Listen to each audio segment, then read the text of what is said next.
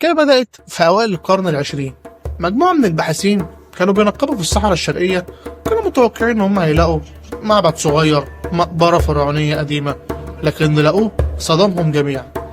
لقوا مدينة ضخمة مبانيها أول مرة يشوفوها في حياتهم، حتى الطراز المعماري بتاعها عمرهم ما شافوه، كأنه من زمن تاني. الكارثة بقى في الموضوع إن هم فجأة وبدون سابق إنذار المدينة دي اختفت تماما من على وش الأرض. حتى الأماكن اللي كانوا بينقبوا وبيدوروا فيها قبل كده اختفت هي كمان. هل المدينة دي كانت عاصمة من عواصم الدولة القديمة قبل كده؟ طب هل فيها أسرار ممكن تغير التاريخ؟ تعالوا نشوف. بعد الواقعة دي ابتدى العلماء يدوروا ويحققوا في الموضوع أكتر. لقوا إن المدينة دي كانت عاصمة لمصر لفترة طويلة قبل الفراعنة. الفكرة إن هم لقوا حاجات بتدل على حضارة ضخمة، مكتبات ومعابد وطرق مرصوفة بالطوب الأبيض، يعني كل شيء بيدل على التقدم.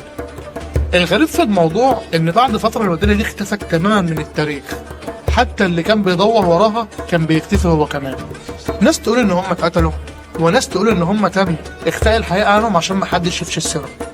المشكلة كمان إن كل الوثائق اللي كانت في التاريخ بتدل على المدينة دي اختفت هي كمان فجأة، وكأنها اتمحت بأستيكة من التاريخ. هل الموضوع ده كان وراه حد فعلا؟ يا ترى في حد له مصلحة في إخفاء المدينة دي أو معالمها أو أسرارها؟